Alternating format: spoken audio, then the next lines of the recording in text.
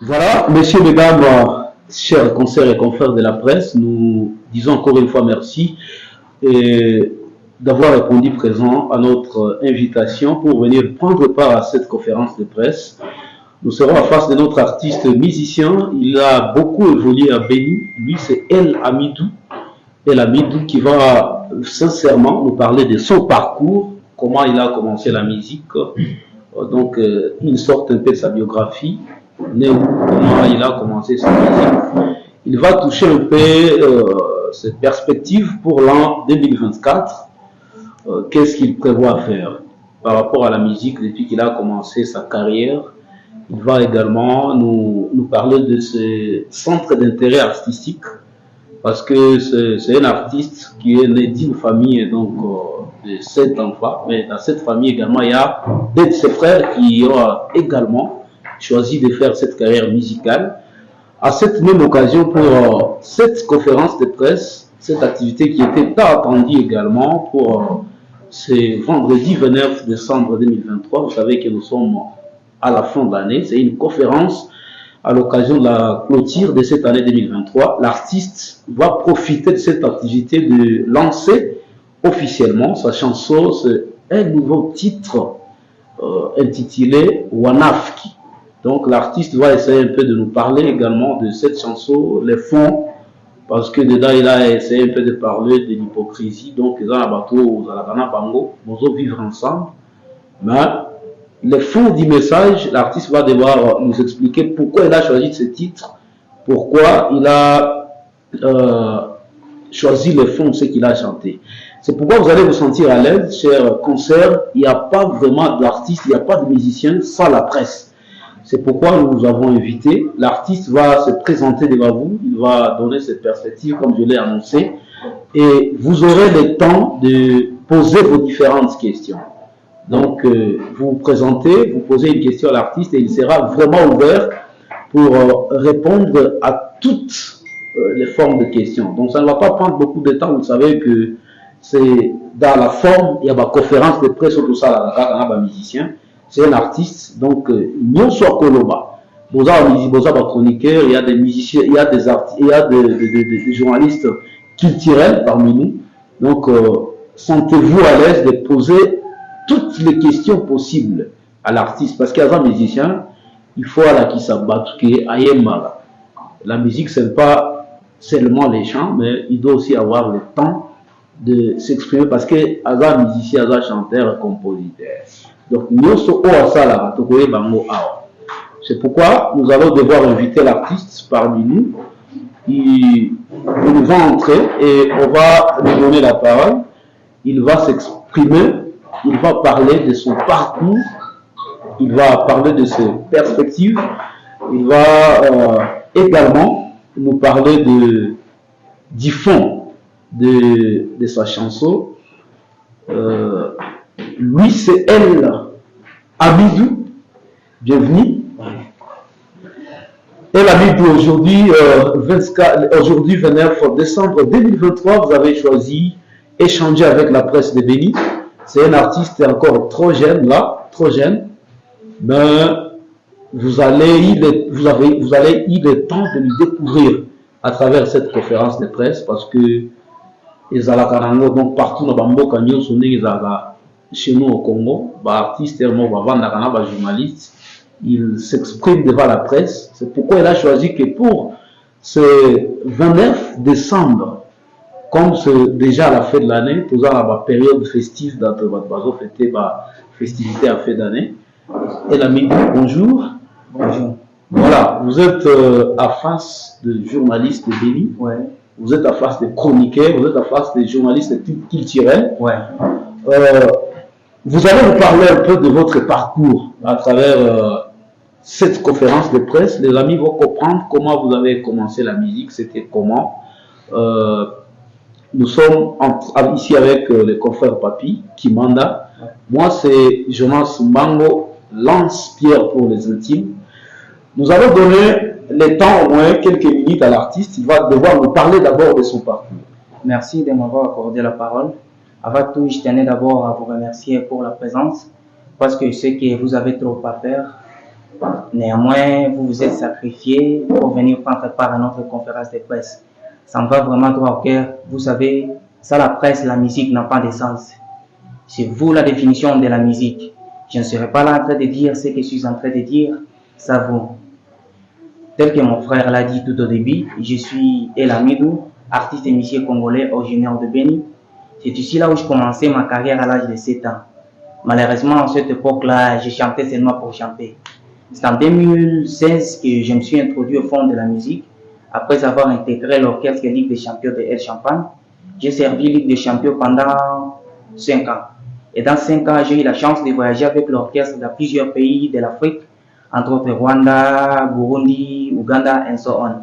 Mais aujourd'hui, je suis là devant vous, pas comme l'un des musiciens de la Ligue des Champions, mais plutôt comme un artiste à solo. J'ai décidé de voler par mes propres ailes depuis l'année 2021. Ça n'a pas été vraiment facile, comme on l'a toujours dit, le début n'a jamais été facile.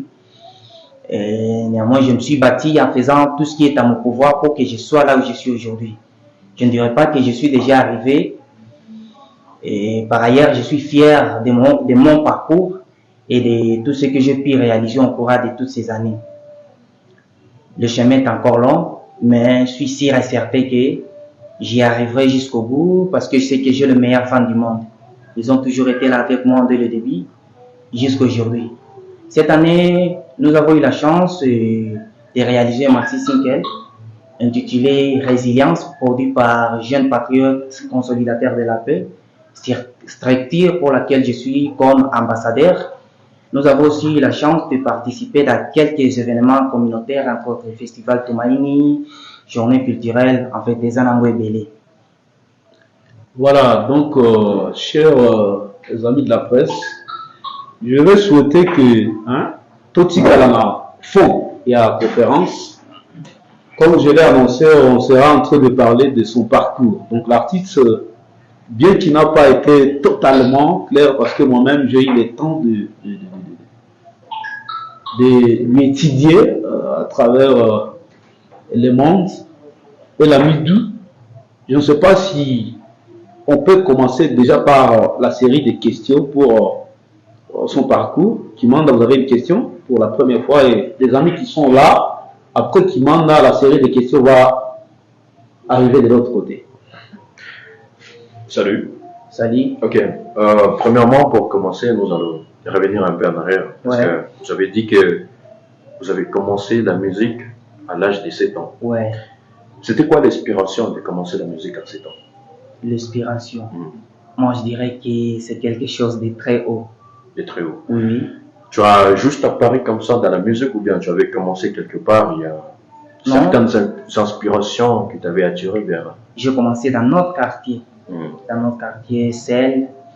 Et j'étais avec quelques amis. C'est avec eux que j'ai commencé à chanter. Et après, bon, j'ai mis d'intégrer Ligue des Champions, mais là, c'était après. Auparavant, je le faisais d'abord Celle. C'est-à-dire que Ligue des Champions t'a inspiré. Juste après ta carrière là, tu disais que tu chantais pour chanter à l'époque et du coup, tu as choisi d'intégrer Ligue des Champions. Ou bien c'est Ligue des Champions qui t'a invité à intégrer ces... Normalement, bon, je peux dire que après avoir intégré Ligue des Champions, c'est à ce moment-là que j'ai commencé vraiment à prendre de la considération ce que je faisais.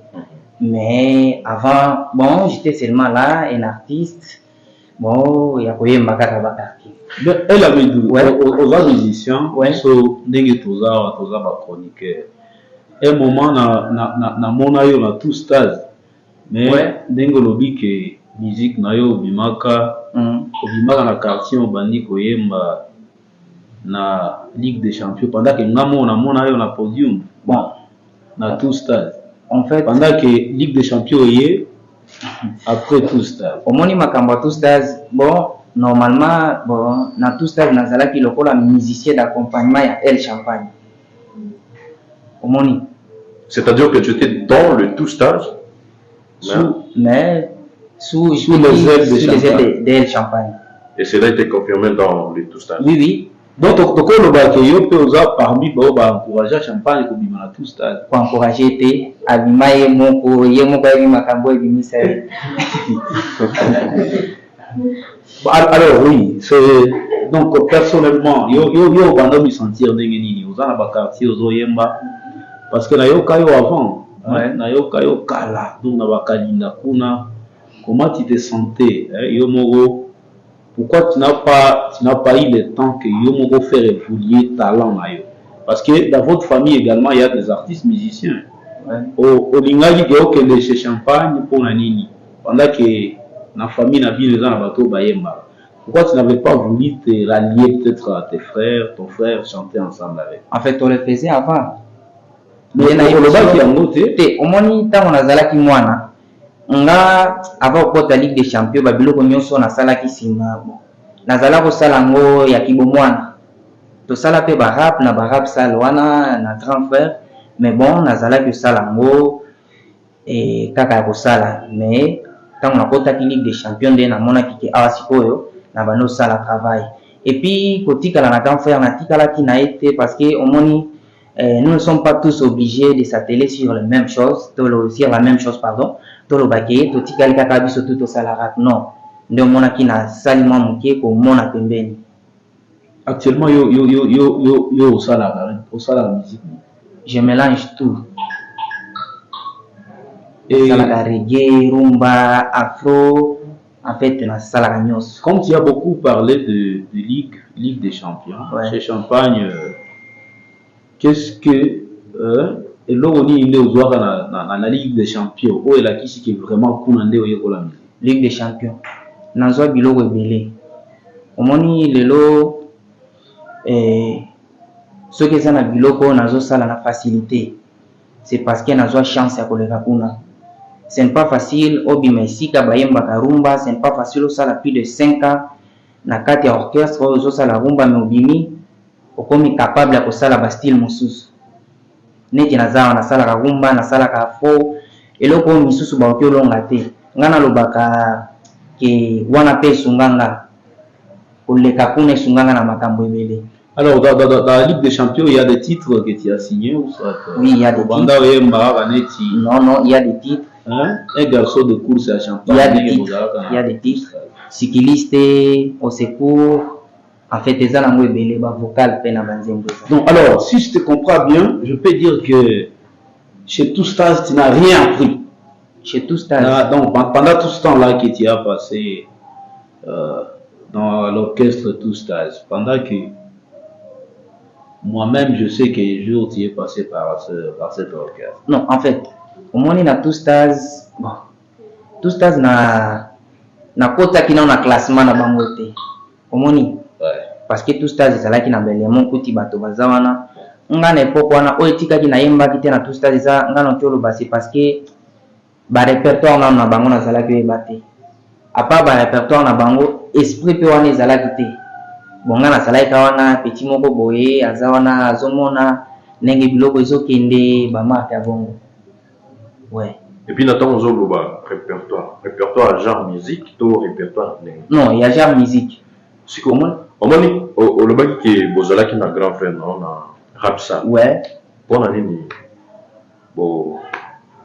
Pourquoi vous n'avez pas continué avec ces genres de styles? Ouais. Parce que tu as inspiré, on a écouté tes chansons. Il y a Résilience, il y a Bandoki, plusieurs chansons. Donc tu mélanges des styles. C'est quoi l'avantage de mélanger des styles au lieu de rester seulement dans la rumba ou bien de rester dans les rap, dans le hip-hop, au sangisa, style la musique. Voilà. Importance dans la musique.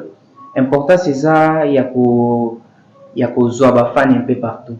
Omoni eza na bafano bango balingaka ka rumba. Eza na bo balingaka ka rap.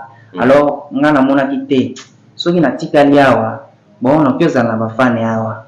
Mais côté on a besoin na bafani te. Alors j'ai voulu juste voir partout on a lokota bango nyonso bazala wana. Est-ce que tu peux nous parler un peu des avantages qui t'avaient poussé de commencer la musique très tôt, à bas âge, à 7 ans? Aujourd'hui, c'est à 2023 que les gens sont en train de découvrir très doucement dans des festivals, au concerts, partout. c'est quoi la différence entre la musique ancienne et la musique actuelle dans ta carrière? En fait, il y a une très grande différence. Bon, avant, tozala que yemba. Kuti que tosa la musique, mais tozala aussi la musique ya biso moko. Mais le lot kutaka quand même, tosa la musique et pour la misusu. Ozo calculer des misusu, mais ozo mi calculer te. Parce qu'on parle, on zala vraiment tozo yemba, okuti toaka na ba quartier, ba tala waneza, mais to bombango. Mais à l'époque, c'était un grand succès. À l'époque. Bon. Voilà, à l'époque, c'était un grand succès, ouais. On peut le dire. Ouais. Alors, ces succès d'avant et les succès actuels, vous pouvez nous en parler un peu, si vous en balancez un peu. La musique d'avant, la musique actuelle, parce qu'aujourd'hui, c'est un peu compliqué pour avoir des contrats, faire des concerts, organiser des concerts, mais à l'époque, tu ne peux pas me dire que tu chantais pour toi seul. En fait, tu participais dans plusieurs choses. En fait, la musique d'avant, bon, donc le bango est là qui m'y net le biwana parce que mon il est là tous aura exemple à Beni ils en a ba musicien na panga ba mission na mona kazoye manga moko na leli mais okuti ki bato kotia epoa bazate et pourtant kala okuti bato wana bazalaki bato bazala kotia mongo pona ba musicien mais lelo bazali susu ebele te soki baza mukie. Est-ce que c'est pas par rapport au message que vous chantez actuellement dans vos chansons qui pousse les producteurs de s'éloigner de vous, vous les artistes actuellement? Parce qu'il y a des chansons, je ne dis pas de vous, mais de plusieurs artistes de ta génération. Quand tu écoutes, tu trouves rien d'important, il n'y a que la merde, pour ne pas citer quelque chose, ou bien une personne. Alors, qu'est-ce que tu as amélioré dans ta musique actuellement parce que tu dis tu chantes pour les gens, tu ne chantes plus pour toi seul. Qu'est-ce que tu as amélioré dans ta musique par rapport aux autres musiciens? Auparavant, je ne faisais que la rumba. Mais aujourd'hui, je mélange les styles et je fais une musique intelligente. Si tu sais un peu d'auditionner mes chansons, vous allez vous rendre compte que, en fait, parce que j'ai toujours voulu faire les choses. En fait, pas comme les autres. Ningana salaka biloko nanga marque nanga. Neokutaka na mélange un peu parce que nako sala pe ba musique oyo soki yoki en fait soko yoki yango kaka ko capable de comprendre biloko te. Na soko sita ko fan de comprendre ah yepe azo c'est des pays quand même. Voilà donc peut-être dans ce même anglais de la musique congolaise au Nombolo au rap. Donc, donc c'est une manière pour toi de se taper les fanatiques.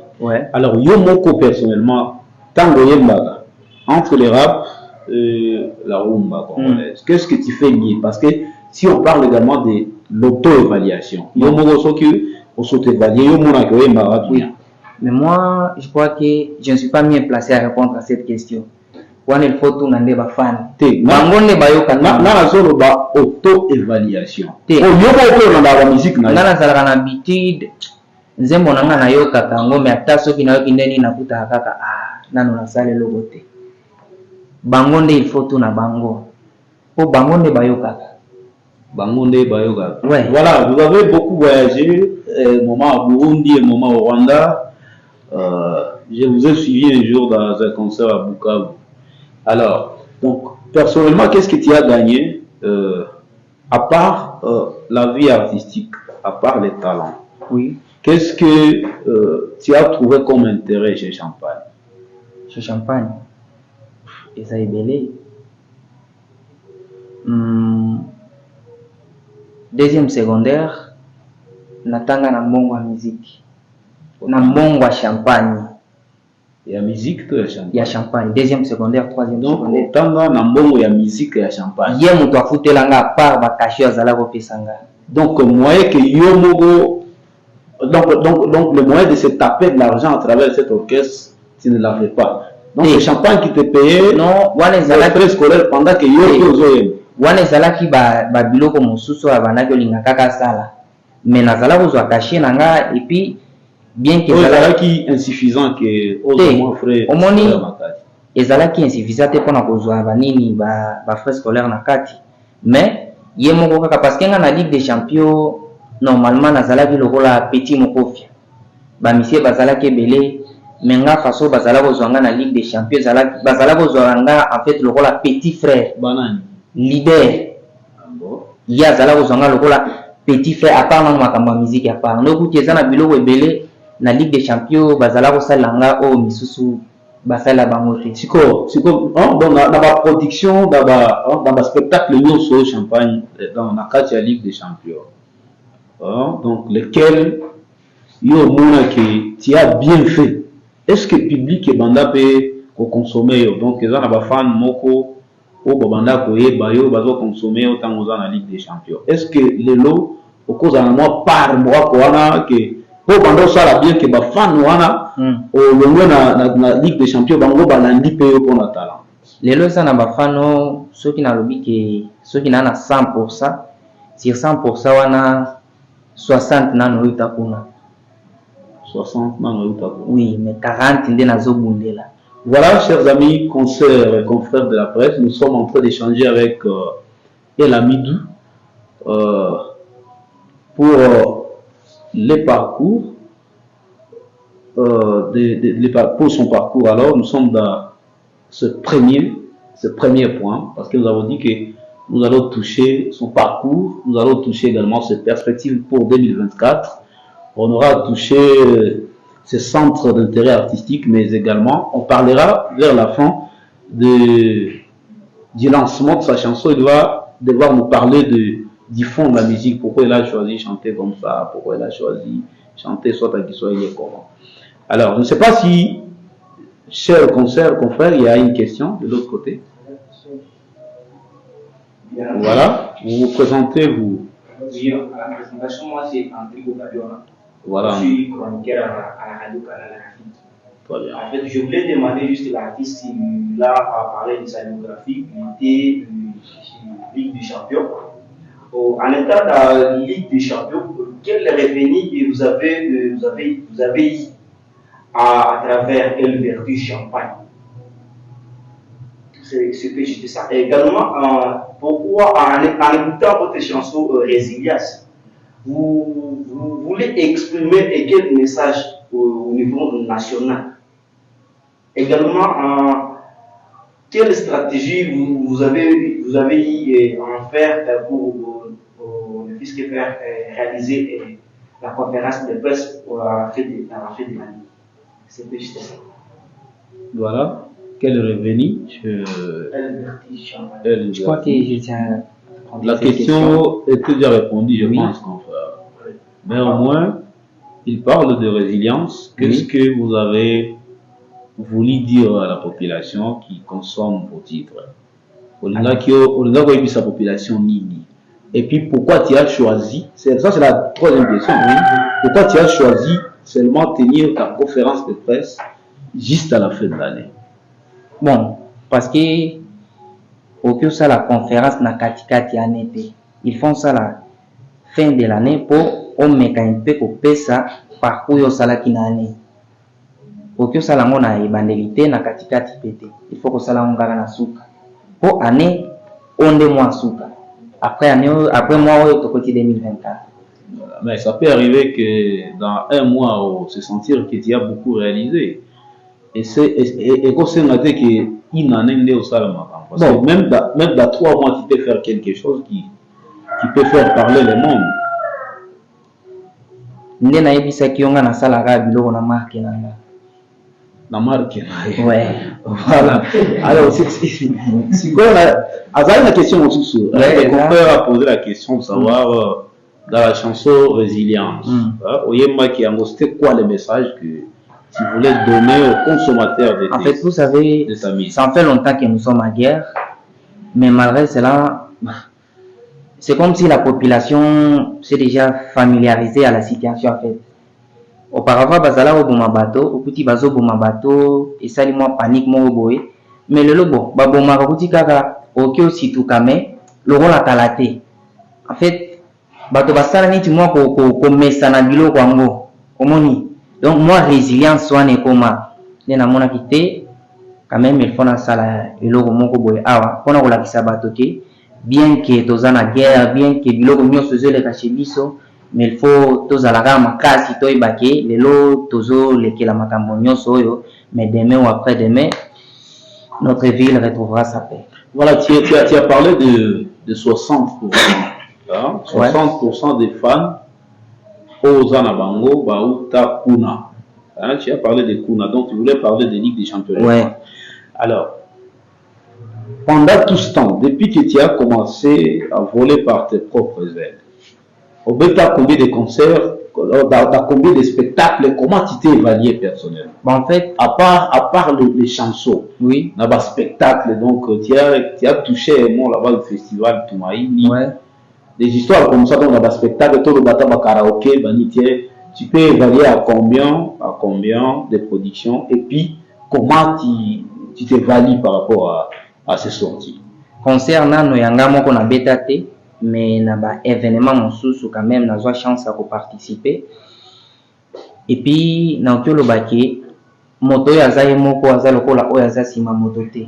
Il y a une très grande différence parce que quand avec quelqu'un wana osala nyonso oya kolinga omoni mais tant ozayo moko osala biloko na marque na okyo lobaki ozala neti naza lelo na neti nazala efuna en fait lelo naza bien et puis nokyo lobaki travail na ngai zo meka mwa muke ko mata parce que bi nazanga moko il faut na sala effort esika na uta na bato baye banga ba mona kete azo bosser parce que ceux qui na travaillé makasi te ba risquer ko lobaki non azala ko bosser parce que azala qui tel part. Alors yo banga ko beta concert ou soit tu n'as pas les moyens. Nokyo banga ko beta concert te. Au moni concert babeta kaka concert pona kobeta ngo te. Nokyo beta concert te pona concert wana na kinde koyemba ba interprétation donc ba interprétation na lingi na lakisa ba nzembo ba misie mosusu neti misusu basalaka. Soki na beti concert il faut na se rassurer na ke nazana ba répertoire oyo koki mais aussi à part aux na ba répertoire il faut na se rassurer que naza déjà na nini na base oyo eza déjà solide omoni naza na bafan oyo na bimisa na Ligue des Champions naza mpe na bao mwa moke oyo naza nango mais il faut nano na bunda mais il paraît que JPCP Asbel bazo préparer lancement journée culturelle na janvier et puis je crois que Tokyo ça parmi les artistes oyo ba participer na événement wana mais pour un concert vraiment ça problème te nazo mekana ko tondisa ba répertoire ndena pesa makambo. On peut dire que depuis que tu as commencé à travailler seul, hein, ça fait combien de temps? Depuis que je commençais à travailler seul, 3 ans. Dans 3 ans, tu n'as pas si livré même un concert. C'est pour cela qu'il y a un bisakio. Dans 3 ans, ce n'est pas à dire que année nyonso wana nde nazalaki na banda kosala makambo. Na bimaki Ligue des Champions 2021. Mais année wana ezalaki nano année ya bitumba. Oyebi oui, bitumba nini na mboka na biso toza na ba artiste ebele oyo basala déjà kombo. Alors oyo oya mbala moko otelema wana yo pe batia parmi ba oyo ba kota déjà na liste, c'est pas facile. Mais to dire qu'actuellement les lots ozana makoki on a obeta concert ya moko. So qui to bi le lobby obeta concert. So ozana caché ti yango to obeta concert. Voilà. Ah, ok, si on retient quelque chose, c'est le manque de moyens d'organiser un concert, qui était même d'abord sur le bas des touches, pour l'organisation d'un concert. Et puis, le répertoire, hein, tu n'en as pas. Tu n'as pas assez de chansons pour un concert. Bon, et ça l'a quitté. Mais je peux dire que Nicolo Eza et personnellement, les lots qui ont été concerts, toi tu penses que quelle chanson, combien de chansons, hein, donc le répertoire on a eu au Moko. Eza Kokemba, Peza, tes répertoires Eza. Ma répertoire Eza. Tu peux comptabiliser combien de titres que toi-même tu sais que ça peut bouger les publics? Plus de 20. Parce qu'il y en a pas, on a un matin à Voyembango, on a un quota studio. Ouais, et ça va nous monanga. Voilà, merci, nous sommes toujours en train de continuer avec notre activité, c'est une conférence de presse. Alors, El Amidou, on peut comprendre déjà tes perspectives pour 2024. Qu'est-ce que vous comptez faire pour l'an 2024? En fait, il y a tellement de surprises. 2024, Milo est belé. Oui, mais qu'est-ce qu'on peut en retenir? Bon, bino bozalaka après. Parce que ceux qui n'ont ici, bino bo risqué pour le baquet et à zomi beta tol. Non, toza côté kunati. Ouais. Donc nous voulons comprendre. Donc au sein là, tu as été tel part. Oui. Parce que même dans un pays, il y a ce qu'on appelle des budgets. Donc on doit prévoir quelque chose. Qu'est-ce que vous comptez faire? Donc bien sûr, ça peut ne pas arriver. Mais il y a un jour, on a ça la bonne sorte, en janvier, en février, on a ça la bonne. Parce que c'est l'envie. Et aux envieux qui osent là. Toi, tu souhaites faire quoi en 2024? Bon, au-delà de ce que tu as fait pour cette année 2024. 2024, on a l'année à stabilité. Alors, si je comprends bien, tu vas te lancer dans la musique révolutionnaire. Non, ce n'est pas ça. Stabilité, les niveaux urbains. Au moins, une stabilité, et ça n'a aucun raison la musique, maintenant, on a comme stabilité. Net naza stabilité, naza musicien, mais net goloba qui concerne bêta teni na en fait naza musicien parce que naza na ba œuvre. Mais moi stabilité on a goloba qui okuti kete, soko que place tel okuta tel azo la répétition, soko ozali bo okuta tel azagoe, moi stabilité on ezate. Nga soya na ngeza 2024 ezala année ya stabilité. Ok, parlons un peu de l'organisation du concert parce que tu peux en prévoir pour cette année 2024. Ouais. Alors, dans le concert, il y a la Ligue des Champions ici qu'aux Alaki. Tant que comment on a concert dans Bango. Ouais. Mingi basa la interprétation. Ouais. C'est que yo écoute à côté. Bah interprétation. Il paraît bosso comprendre c'était makambo na zoloba. Mais bandeli na loba kinini. En fait, tous habits surtout ba artistes. Ne suis pas obligé de faire comme les autres. Omoni na inakape bangote. Basala ka interprétation eza bien. Mais par rapport na nga na linga kaka na sala biloko o misusu basala raté. Et puis no kiolo baté que ceux qui na beti nini concert na ko kiko yemba moi kaka il y a des artistes été. Mais na lingi te ezala nebele parce que ça na beaucoup taraza na concert mais kuti ceux qui a beti 50 chansons na kati ya 50 chansons il y a risque à sili sango sa ko beta tanzembo na yemo. Omonaka. Siko ozana plus de 20 chansons. Ceux qui le lot tout ni bizarre la chanson dans les gars au beta bateau dans la boîte ba ville partout. Est-ce que vous avez atteint 5 titres au Yomo et Bigé? Nakati ya 20 chansons, nous sommes bimati. Oebima et que vous avez 7. Oebima. Et puis, dans 7, je ne crois pas que au Kyole Canaville, la Beni, au coup plus de 100 personnes, nakati ya 100 personnes, on a tant de monde qui a été à part résilience, ouais. J'aime mon nom, nous sommes à part résilience. Bah, je ne savais pas ça. Nicolas Bobenga, mais c'est résilience. Papa résilience. Papa résilience. Ouais. À part de moi. Papa de quitter. Pour un zéro de qui. Bazo généraliser nyonso. Et au moins les années qui n'a parlé. Ce comment on a parlé.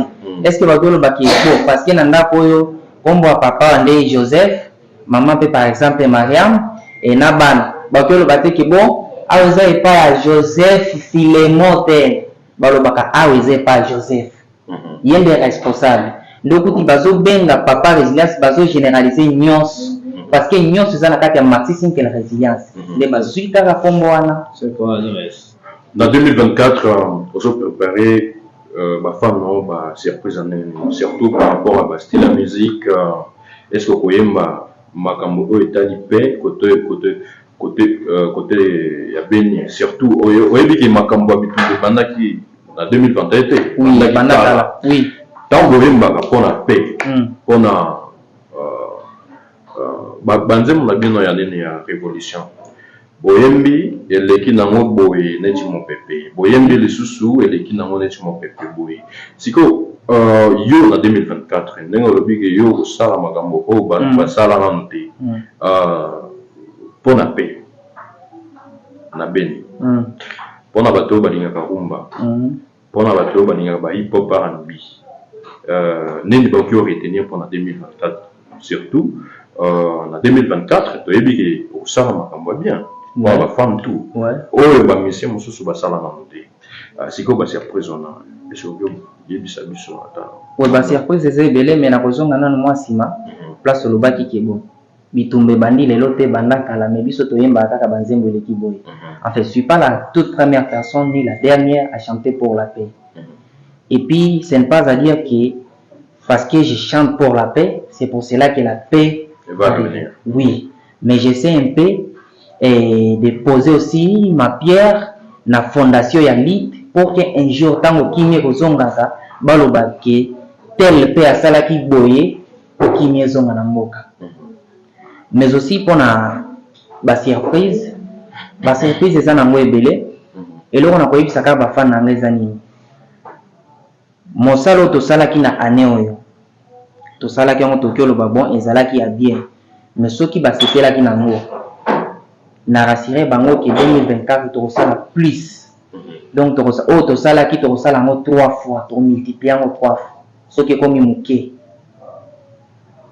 epuis nyonso wana toki oloba na nguya nzambe parce que ngai noki oloba bona kosala boye mais okuti bolamuki makambo ko mosusu mais ngai nano souhait na ngai eza nasala plus yayo nasalaki na année oyo mais suis sûr na force nzambe na kosala yango. Na 2024 on a un projet non kosala aux gens na invitation pour collaborer na artiste.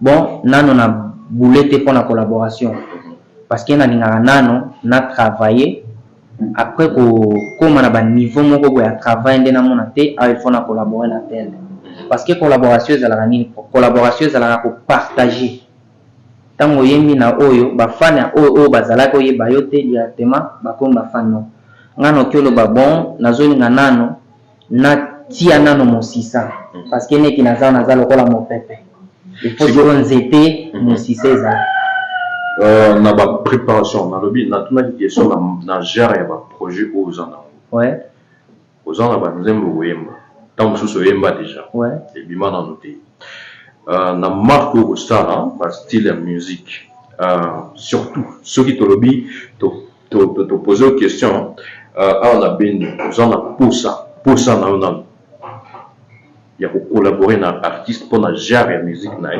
pour pendant 2024 gérer la musique ne nano ngano kyoemba na ba mission nyonso omoni neti nazawa na kyo collaborer na ba mission nyonso ya beni ezala oyo aza na se kolekanga ezala na oyo azali likolo bango tout na oyo soko otie bango nyonso wana na koyebisa wana kolabore na bango nyonso donc na beni awa oyebi bao baza likolo na yo na bao baza na se te kozala na se nalobi na marke nini kozala na se eza koloba travail te omoni biso toza bato quand même tozwaka bachance wana okende na bastudio toyembi mais eza na baoyo baza baartiste baza bamusicien mokuti ke na nzembo aza nango te mais ntango azoyemba okuti ke oyo aza musicien azoyemba omoni akomi neti ndenge ozalaka na bakalinda oui bamarke wana mais nga mpe lelo nakoloba te ke nakomi déjà grand d'ailleurs nalobaka ke naza cadet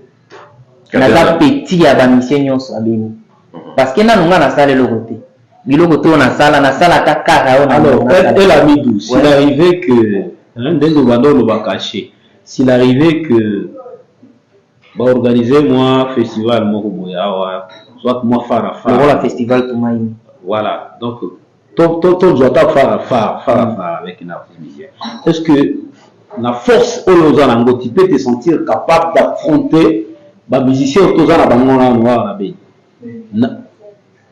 omoni koyemba fara tango zoloba fara oyemba eza problème te et neti nazawa nayembaka makasi te mais nabangaka te place nyonso nakomaka naza prêt ya koyemba partout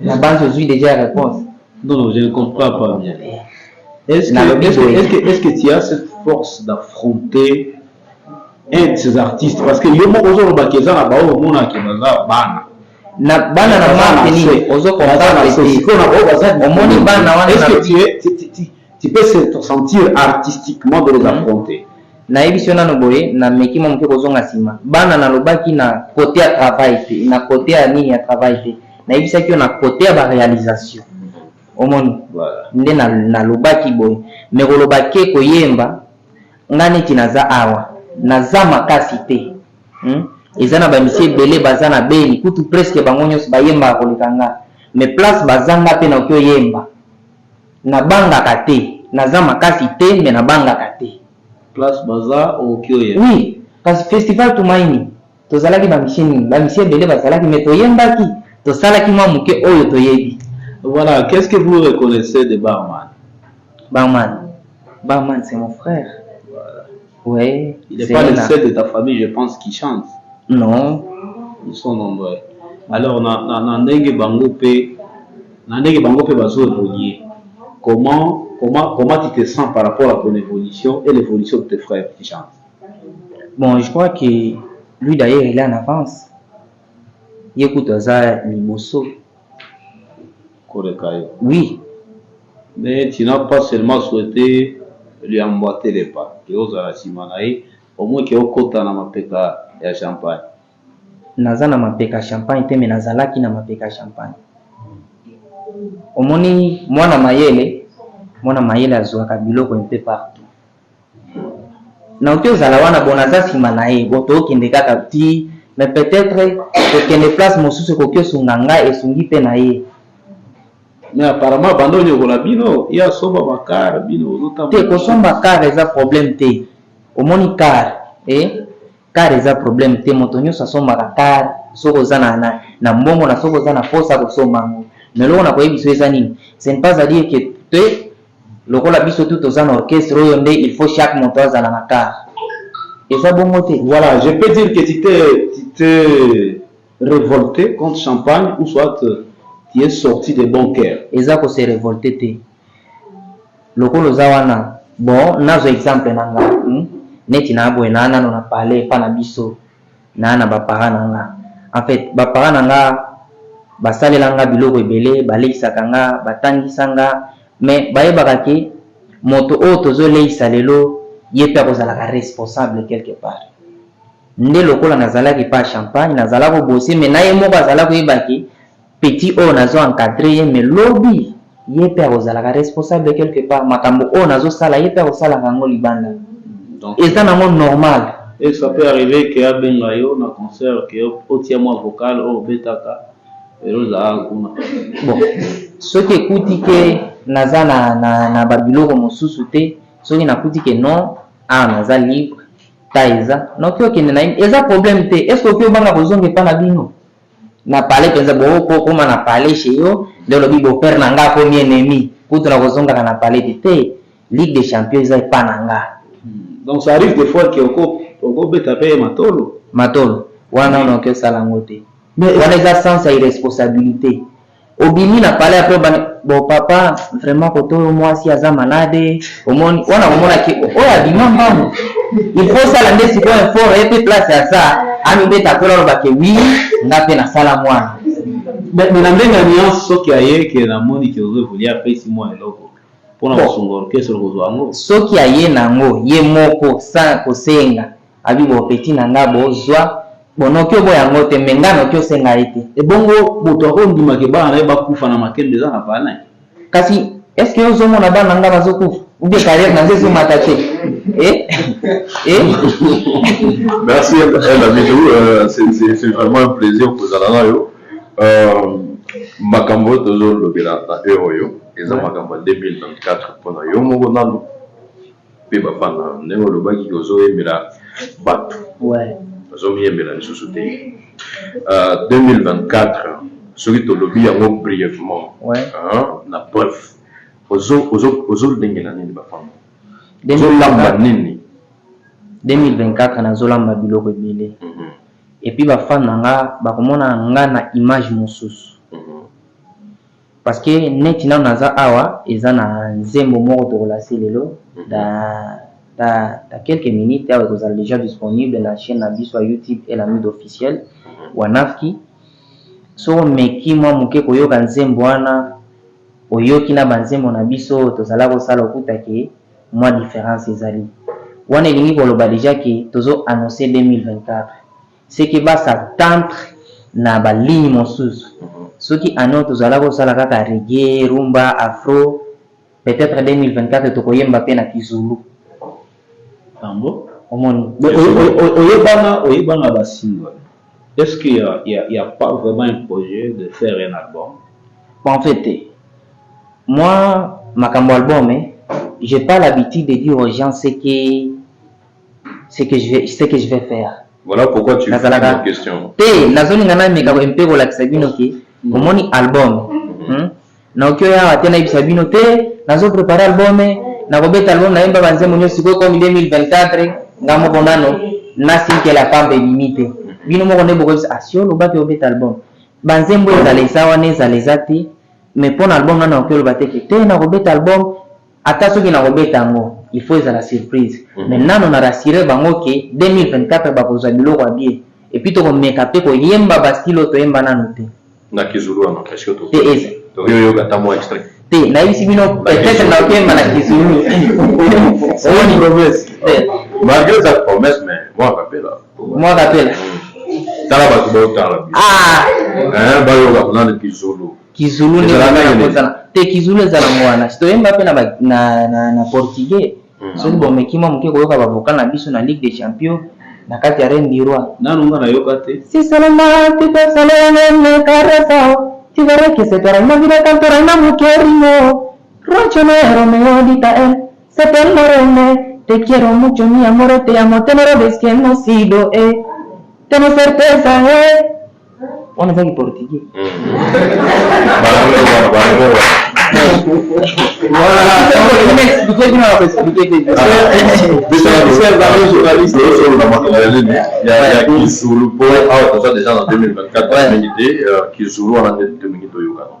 Kizulu gani bolingi boyo te omoni mabiloko wana eza babiloko ezana nokuna na koyemba parole te me na koyembela kaka bino melodi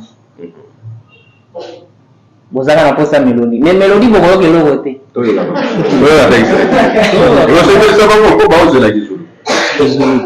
bon nazotia melodi ya kizulu mais parole na tie parole ya lingala na français po kizulu wana ezana nano kuna po ntango bokoyokaka yango epesa mwa eloko moko boye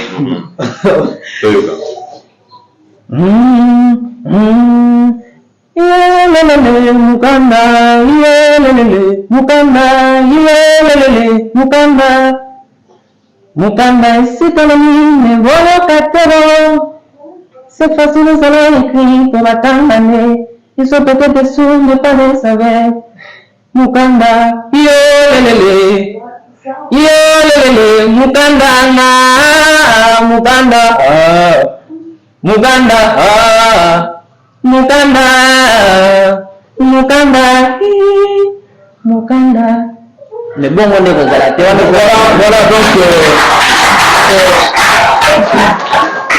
donc chers amis journalistes qui tirent, donc c'était pas prévu, mais ils ont vu au cas que l'artiste les autres là.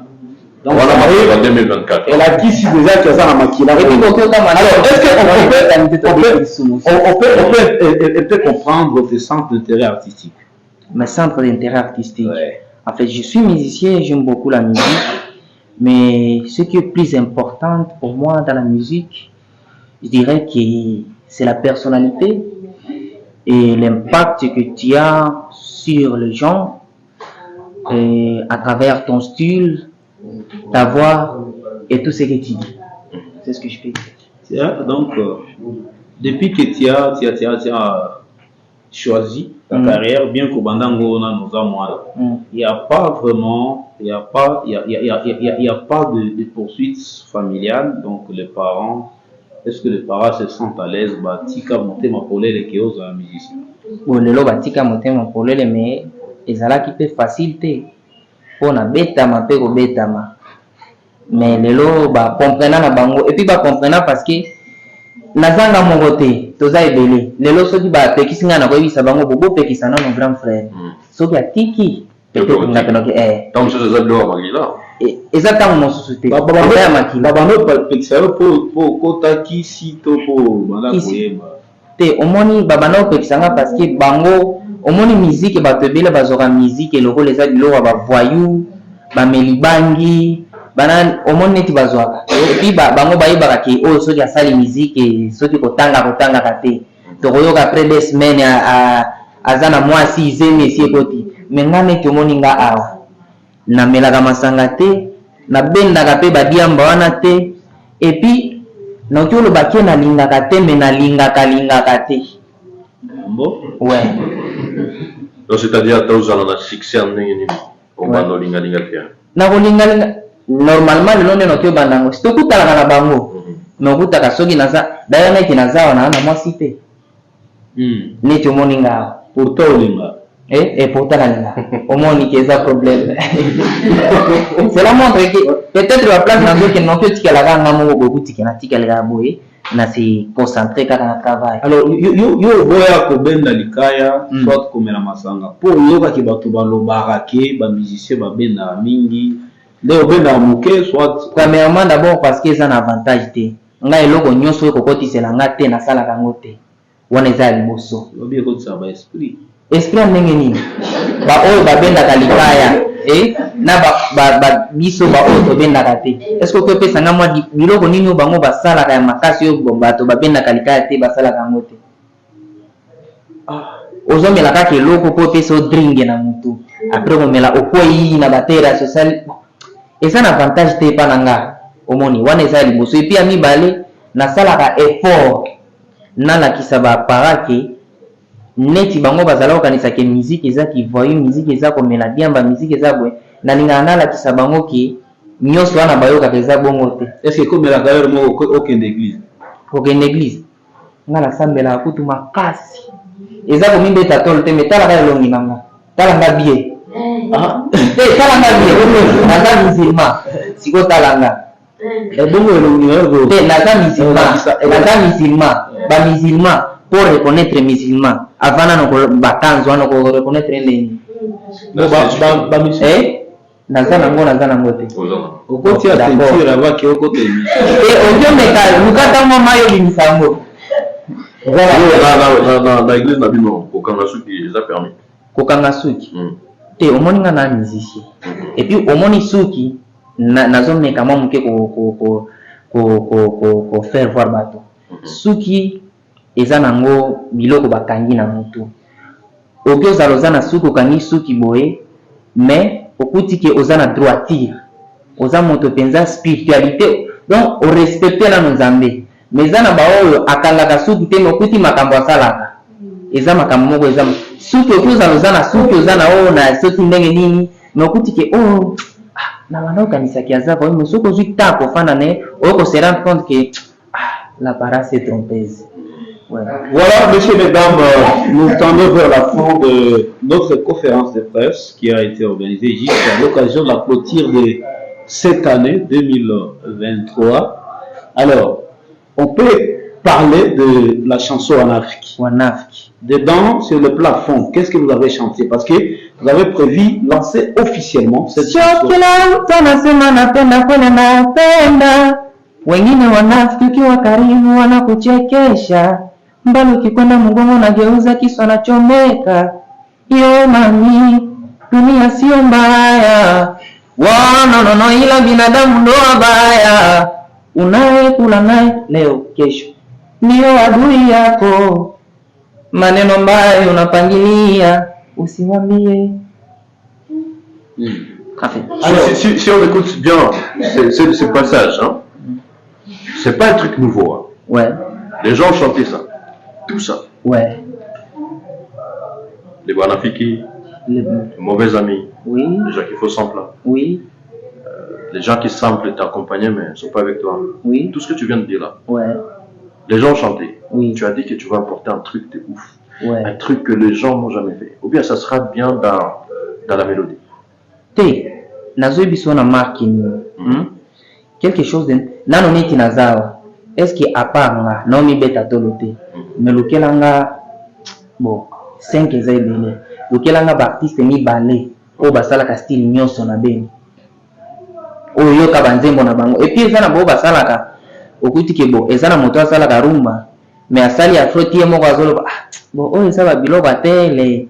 Bo biso to sala ka ngote. Mais biso quand même zamba pesa biso mongu ya wana okutaka soko sala koto ba yisi tika na ndeko to ezani ke na sala kinini na sala ki afa pas soldat ba yisi ngate il faut tika na reggae koto de place na mais tango na sali bando ki balobi mais obunga il faut ka kozonga koto tango na kobimela lisiko na banafiki parce que ça va style moko boye na zobenga ngo afro amapiano. Donc alors qu'est-ce qui vous a inspiré d'interpréter cette chanson à Kiswahili? En fait, au moni premièrement nano na kiolo baki toza na beni. Et ce n'est pas à dire que na beni bato bayoka français te et puis bayoka ka lingala te. Mais na lingi na sala ngo na Swahili parce que message o eza na kati. Eza message yo nazana posa na ba oyo bazali banda beni.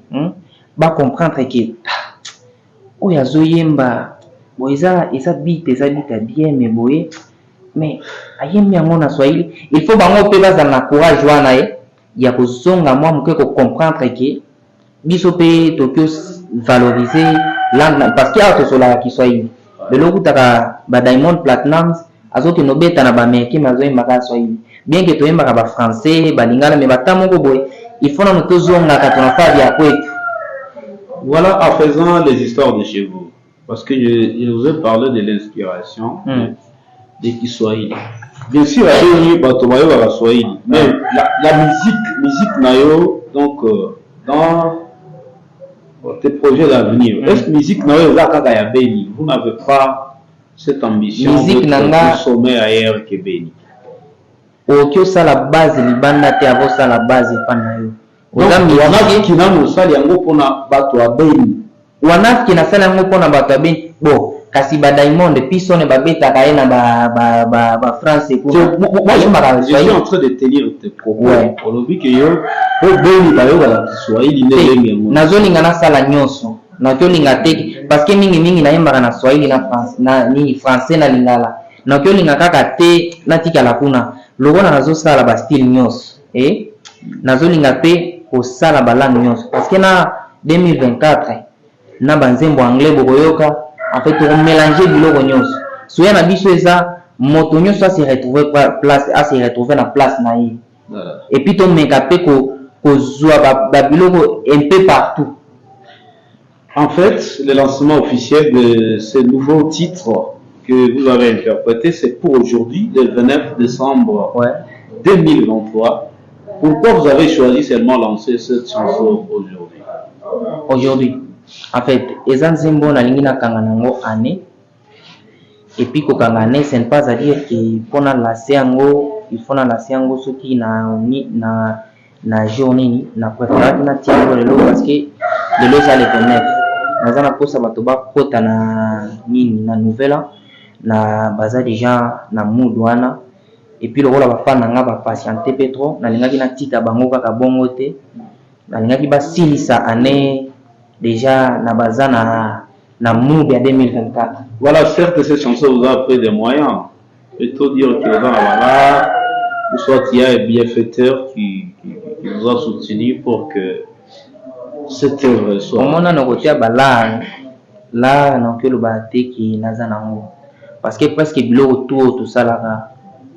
Premièrement d'abord bato basungaka biso eza ba oyo bayokaka biso omoni et puis toza na bato oyo baza na eloko te mais quand même baza na mwa volonté wana nde mike oyo bazalaka nango basungaka mpe biso na kotia lisusu na bato ya prince parce que oki ozala obetaka ba musique na yo soki ba radio mpe baobeta yango te eza pasi bakotepa na biso mais nga moko nano eza effort na nga te naza na bato oyo basalisaka nga et lokola JPCP ASBL eza parmi ba structure oyo etiaka nga po makasi parce que naza pe ambassadeur na bango.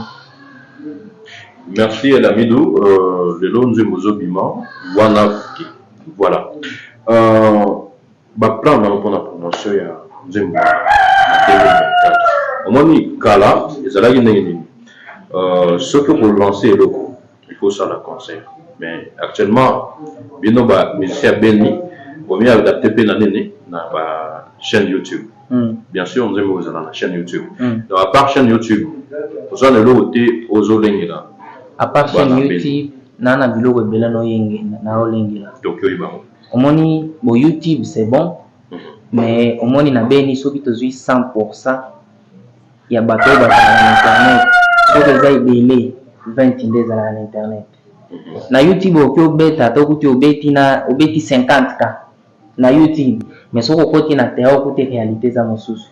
C'est pour cela qu'à part YouTube na komeka pe mwa muke ko leka na ba chaîne na biso local parce que na yebi ke ba chroniqueur na biso basonga na biso depuis kala neti bino bozawana yo na ye azawana ya yebi ma solo ango très bien d'ailleurs aza parmi bato oyo basala pe mwa implice poto za la place tozalelo yo pe oza parmi bato wana à part YouTube na komeka pe ko leka nango na ba radio kotika tikango à part wana tomeka pe ko sala effort place nyonso auto ko bando leka na ba événement nyonso to lakisa ba fan ke biloko asika déjà ça. Voilà, c'est quoi le vrai message? C'était ça la question, mais ouais. Tu m'as pas répondu. Ouais. C'est quoi le vrai message du fond de cette chanson? Wanafki. Qu'est-ce que tu voulais dire aux consommateurs, à tes mélomanes? Bon, en fait, Wanafki, la nina la kisabatoke, omoni toza na milieu au mogo, en fait, il y a des choses qui ne changent pas. Genre hypocrisie, mensonge, babilo kwango ezalaka wana depuis kala net lobaki et puis ti lelo eza. Ne nasala ki chanson wana kolinga ola kisabatoke parce que esi la raté et puis ngana no kyo sili sangote. Ne na linga na la kisabatoke bien que ozana moto il faut yeba ke o nazana ye aza ennemi na ngaza pe ami nanga parce que kotia ka confiance na mutu te ko bate ne ke soza bati o bibo oyo a bote tout le temps donc en fait moto suka na suka kaka trahison ezala ka ipa ya ba ime donc to bando biso moko to bando lia biso moko ya na moto na oyebi ke o nazolia na ye aza ene parce que il parle ki bando ki bien te mais pas de tes amis, et tant de tes amis. Oh, qui parti, wana. Donc, ennemi, non, ils ont bien été que, oh, ça déjà ennemi. Mais ami, nayo, oh, ça hypocrite, ils ont un peu difficile pour eux, que, ça ennemi, parce que, il y a zo azo jouer un rôle, pardon, azo jouer un rôle à les corbeaux, les renards. Au quoi ça, pour qu'il n'y ait pas. Il y a ça pour tout le monde, dès qu'on les a, oh, il dit que, oh, ça ennemi. Il faut que ça n'en a pas mon oyebi qui était au nazanae mais il faut nazana na moi réserve moko boye parce que bon moki les ana makambo nango nzembo wana fiki pendant de wana fiki mtoyi biso idée wana fiki na lingala na français déjà bon na façon que le baza les hypocrites oui oui ba hypocrite na lingala no que ba bango banani zela bon, na okyo baka eza ba fiti batamite mamabe. Ba fiti. Voilà, mesdames et messieurs, chers amis journalistes, chroniqueurs, journalistes culturels, nous sommes maintenant à la fin de cette conférence de presse, mais je vais devoir dire à l'artiste de placer le dernier mot pour tous mélomanes, tous consommateurs de tes musiques, oui, qui te suivent pour le moment parce qu'aujourd'hui, vous lancez officiellement votre chanson en Afrique. Oui. C'est quoi ton message à tous tes mélomanes? Avant de conclure avec lui, j'aimerais savoir, tout comme les autres auditeurs et téléspectateurs, oui. La chanson Wanafiki va sortir en audio ou bien ça sera en audiovisuel? En audio d'abord. Et la vidéo est prévue pour quand? Bon, pour le moment, je ne peux pas préciser, mais toujours travailler dans nos audio, avec comportement parce que nous jusque là, aussi cité que ça là ni clip il y a Maxi Singabi sur résilience de Okutike, on a tolacé en audio. Chaîne YouTube, nous avons commandé une poison. El Amido officiel. El Amido officiel. Nafiki. Okomika ka El Amido officiel baroye lo biloko nyonso El Amido wana. Ouais. Très bien, merci. Un message. Bon, qu'il aille s'abonner massivement sur mes réseaux. YouTube El Amido officiel, TikTok El Courageux, Facebook et la mid ou officielle. Et puis, va continuer pour soutenir Biso parce qu'il y a une loba qui n'est bandeli. Ça, bango, nalinga qui n'a zala awate. Bango de bato basali sakabiso, bango de bato basala rato zala oyo, toza. Alors, va continuer pour tia biso quoi, pour décevoir bango. Mesdames, Messieurs, 1 heure durant, nous avons été ensemble avec les amis de la presse, les journalistes de Béni, parmi les chroniqueurs de la musique congolaise. Ceux qui font la musique, la chronique de la musique étrangère. Nous avons essayé un peu de toucher les parcours de l'artiste musicien El Amidou, un artiste musicien qui évolue vraiment à Béni. C'est un natif de Mombasa, mais depuis 7 ans, il avait déjà commencé sa musique. Il chantait vraiment les musiques à son niveau parce que Batuabando Futata 100 francs, 50 francs, à l'époque, oui. À l'époque, c'était considéré comme 1000 francs. Na beta concert na âge à 7 ans na quartier na mission na chantier moko boye. Ni ba bakuta 50 francs. Donc ça là bon on a beta play. Actuellement c'est comme 1000 francs aujourd'hui. Oui, c'est 50 francs. Comme nous allons vraiment parler des perspectives de l'artiste pour 2024, on a parlé du centre d'intérêt artistique. Nous avons touché le lancement officiel aujourd'hui. Nous sommes le 29 décembre pour le lancement de sa chanson Wanafki.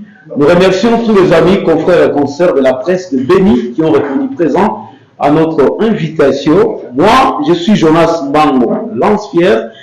J'étais accompagné par Papi Kimanda Alphonse. C'est un chroniqueur de renom. Il a beaucoup évolué dans plusieurs radios de Béni. Mesdames, Messieurs, merci, à la prochaine. On va regarder là aussi, on va faire une ou deux photos d'action.